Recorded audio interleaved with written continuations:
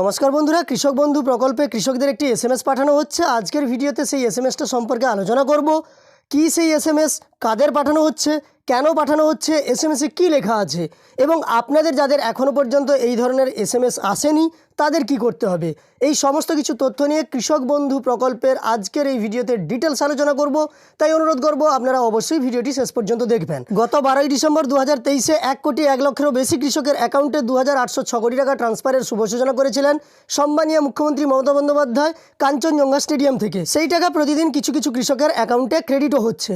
তো চলুন আমরা কথা না বাড়িয়ে সরাসরি এসএমএসটা সম্পর্কে প্রথমে দেখে নিই। তবে তার পূর্বে আপনাদের কাছে একটি ছোট্ট অনুরোধ করব, আপনারা যদি এই চ্যানেলে নতুন এসে থাকেন তাহলে অবশ্যই চ্যানেলটিকে সাবস্ক্রাইব করে পাশে থাকা নোটিফিকেশন বেল আইকনটা অল করে রাখতে ভুলবেন না, কারণ এই ধরনের ভিডিওর নোটিফিকেশন তবেই সবার প্রথম আপনার কাছে চলে যাবে। ধন্যবাদ জানাবো মিজানুর মোল্লা বাবুকে এই ধরনের তথ্য দিয়ে সহযোগিতা করার জন্য। তো দেখুন, এগ্রিকালচার ডিপার্টমেন্ট থেকে কিন্তু এই এসএমএসটা পাঠানো হয়েছে। এসএমএসে যা লেখা আছে আপনাদের আমি পড়ে শোনাচ্ছি।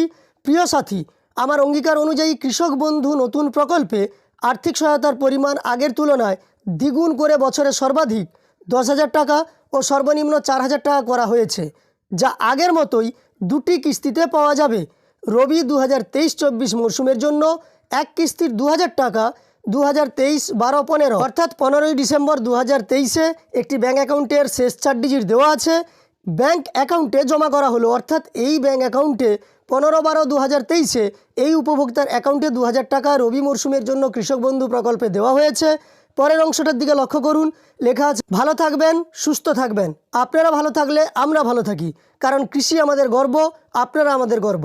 শুভেচ্ছা সহ মমতা ব্যানার্জি। অর্থাৎ পশ্চিমবঙ্গের মুখ্যমন্ত্রী সম্মানীয় মমতা ব্যানার্জির পক্ষ থেকে কৃষক বন্ধু প্রকল্পে যাদের টাকা দেওয়া হয়ে যাচ্ছে তাদেরই এই এসএমএসটা পাঠানো হচ্ছে এবং এসএমএসের শুভেচ্ছা সহ জানানো হচ্ছে যে আপনাদের কৃষক বন্ধু প্রকল্পের রবি শস্যের জন্য আর্থিক সহায়তা প্রদান করা হলো।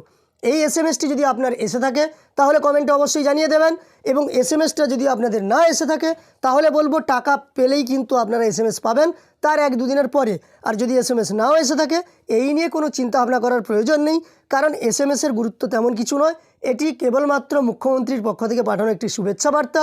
যাই হোক, আশা করি আপনারা বুঝতেই পারলেন যে এই এসএমএসটা কাদের, কেন পাঠানো হচ্ছে, এসএমএসটার অর্থ কী। তো আমার দেওয়া তথ্যগুলো আপনাদের যদি উপকার করে থাকে তাহলে একটি ভিডিওতে লাইক করে আমাদের উৎসাহিত করবেন এই ধরনের তথ্য আরও দেওয়ার জন্য।